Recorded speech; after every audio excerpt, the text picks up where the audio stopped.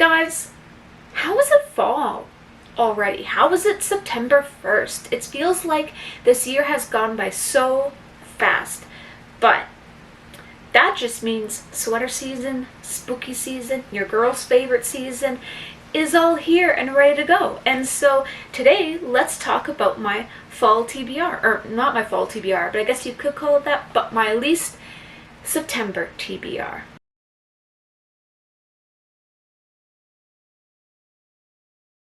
For some reason this month, I hit this spooky season really hard and fast. So the first book, and Sarah Crowley, shout out to you, girl, because you influenced me so hard to read this book.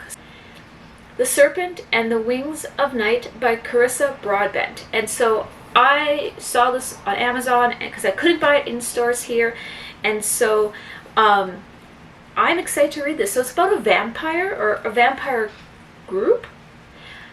Human or vampire, the rules of survival are the same. Never trust, never yield, and always, always guard your heart.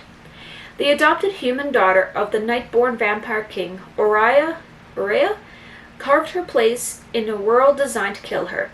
Her only chance to become something more than prey is entering the Kajari, a legendary tournament held by the goddess of death herself. Right there, that got me. Anyways, let's continue. But winning won't be easy against the most vicious warriors from all three vampire houses. To survive, Aurea is forced to make an alliance with a mysterious rival.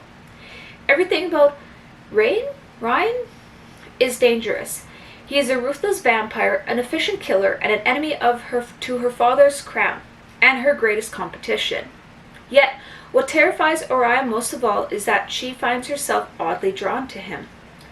But there's no room for compassion in Kajari. War for the throne of House of Night brews, shattering everything that Aurea thought she knew about her home.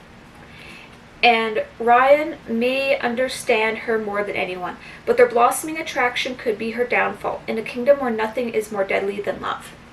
Okay, your girl is a vampire girl through and through, so this makes me so excited. I love things. I mean, I know I'm suspecting this is probably a fantasy romance a little bit, but I mean, your girl can get over it. I'm excited. This sounds so good, and I know I've heard that is quite action-packed, so that is what drives me, and also because, like, I love vampires. I love vampiric stories. I have amassed quite a collection of books that involve vampire characters. So yeah, I'm excited. So that's the first book I'm reading this month. The second book I'm going to be reading this month is A Discovery of Witches by Deborah Harkness, and this is the first book in the All Souls trilogy. Now, I know this is an older book, but I did not read it when I was younger, and I just recently came across this copy in a thrift store, so I thought, you know what, let's buy it. So, A Discovery of Witches is about, deep in the heart of Oxford's Bodleian Library, Diana Bishop, a young scholar and a descendant of witches, unearths an enchanted alchemic manuscript. Oh my god, that sounds so good, guys! So on top of vampires, your girl loves books. That's why I'm the Wraith of Book and Bones. So this is really exciting. I love books that take place in libraries and museums and stuff like that. And just to add witches into it, chef's kiss. Wanting nothing to do with sorcery, she banishes the book to the stacks, but her discovery has set a fantastical underworld stirring, and soon a horde of demons, witches, and other creatures descends upon the library. Among them is the enigmatic Matthew Claremont, a vampire. Oh good, yay! Apparently I didn't read this summary well enough when I was at the store, apparently. Let's see. Among them is the enigmatic Matthew Claremont, a vampire with a keen interest in the book. Equal parts history, magic, romance, and suspense, A Discovery of Witches is a mesmerizing and addictive tale of passion and obsession that reveals the closely guarded secrets of an enchanted world. That sounds so good. Witches and vampires in a library, Oxford, old world setting. So exciting. Oh my goodness, I am so excited. Next up is, we're continuing the vampire theme apparently. Vampire Weekend by Mike Chen. And again, I've actually, I have started this book. You can see I'm about 30 pages into it. Come on. There we go. 30 pages or so into it, and it's fast. Guys, I had to put this down. If I hadn't put it down, I probably would have read this all in one night. That's how fast, that's how good this is from the first 30 pages of it. The summary for you guys who are interested is, being a vampire is far from glamorous, but it can be pretty punk rock. Everything you've heard about vampires is a lie. They can't fly, no murders allowed, the community hates that. And turning into a bat? Completely ridiculous. In fact, a vampire life is really just a lot of blood bags and night jobs. For Louise Chow, it is also lonely since she swore off family ages ago. But at least she's gone to decades of punk rock shows, and if she can join a band of her own while keeping her situation under wraps, maybe she'll finally feel like she belongs too. Then a long-lost teenage relative shows up at her door. Whether it's Ian's love of music or his bad attitude, for the first time in ages, Louise feels a connection. But as Ian uncovers Louise's true identity, things get dangerous, especially when he asks her for the ultimate favor. I'm pretty sure I have an idea what the ultimate favor is, but okay. That's okay. One that goes beyond just family, and one that might just change everything vampires know about life and death forever. So, I'm excited. It is fast-paced. There's a little corgi up there, which makes everything, 10 times better. So, I'm excited for this book. The next book on my reading list is The Kingdom of Souls by Rena Barron, and just look at this cover, guys. Oh, so excited. This cover just drew me to it. So, I decided to pick it up, and so let's see what it's about. A witch doctor's daughter with no magic of her own. A family torn apart by the curse of vengeance. A war of gods and monsters and all those caught between them. Heir to 2 lines of powerful witch doctors, Ara has yet to show their gifts. So when the kingdom's children begin to vanish, she turns desperately to a forbidden ritual, trading away years of her own life for the power to find them. But her borrowed magic reveals a nightmarish betrayal, and now she must unravel her own mother's twisted ambitions before the fight costs more than she can afford? Ooh! Oh, that sounds so good! Yeah, your girl is so excited. Yeah, just look at that cover. There's even skulls on her throne and everything. Oh. Next up is Mexican Gothic by Silvia Moreno Garcia. And so this was recently on this year's Canada Reads competition. And so of course your girl had to pick it up, right? And so this one is quoted to be from The Guardian. It's a Lovecraft meets Brontes in Latin America. From the author of Gods of Jade and Shadow comes a reimagining of the classic Gothic horror novel, a story about an isolated mansion in 1950s Mexico and the brave socialite drawn to its treacherous secrets. After receiving a frantic letter from her newlywed cousin, Naomi Tobada? Yeah. Hi. Heads to High Palace, a distant house in the Mexican countryside. Naomi is an unlikely rescuer. She's a glamorous debutante, more suited for cocktail parties than amateur sleuthing. But she's also tough, smart, and not afraid. Not of her cousin's new English husband, a stranger who is both menacing and alluring. Not of his father, the ancient patriarch who seems fascinated by Naomi. And not even of the house itself, which begins to invade Naomi's dreams of visions of blood and doom.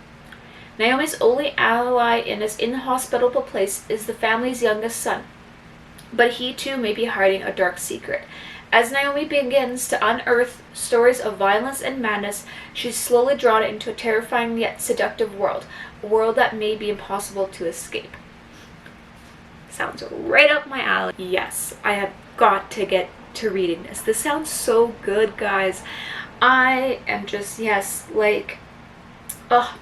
everything about it. Just, yes. Please let me have it right now. I can't believe I'm saying this, but I think this might be my most excited book on my TBR yet. It is The Starless Sea by Erin Morgenstern. Oh, your girl loves The Night Circus by Erin Morgenstern, and so when this first came out, I couldn't afford to get it, but then I saw online on Amazon a copy that has this gorgeous owl. Now I know it is not the original copy or cover, and it is a recovering, but oh, it's so pretty, and I don't think you can see how gorgeous it is, but the cover has a bit of a shimmer to it. I love it.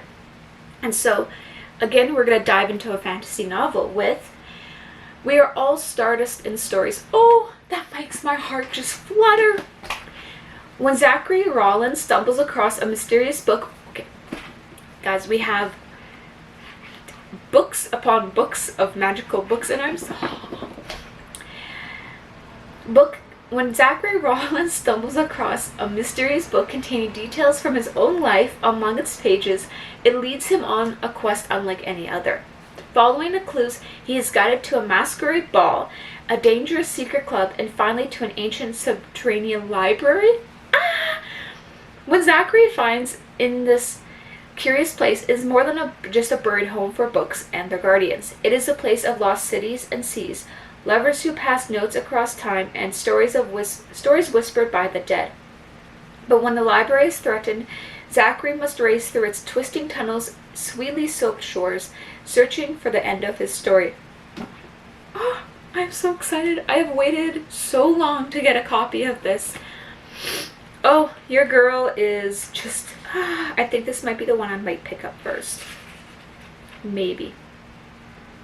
Maybe. I'm not sure. I'm not sure, but I might pick this up first because it sounds so good. I mean, they all sound good. Guys, like, I'm actually going to have a problem picking up my first book on my TBR because I just want to read them all. I just want to read them all at once. And are you okay? Sorry, Mystique just moved the camera. And so I'm super excited. Now, this month, because it's fall changing, it's seasons are changing, your girl wants to turn over a new leaf, sort of. I have decided I'm going to give myself an outrageously large goal.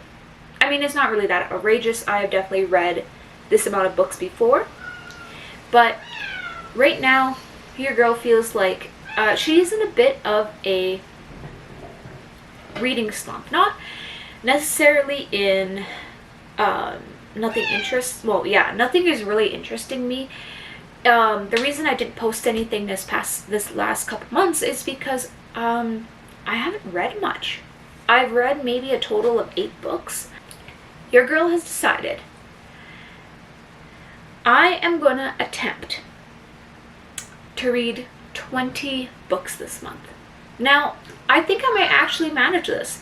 I have a couple videos planned and I have the books already ready for them, and so I think I might be able to attain this goal. Maybe, fingers crossed, I read more than 20 books this month. But yes, I'm speaking it out there. I'm gonna read 20 books this month. Yeah, that's my September. What's up with you guys? Let me know down in the comments what your favorite book out of this entire list of books for my TBR is, and what do you have on your TBR for September, because guys, it's the beginning of spooky season. We gotta get our spooks in here. I hope to see you in the next video. Bye-bye!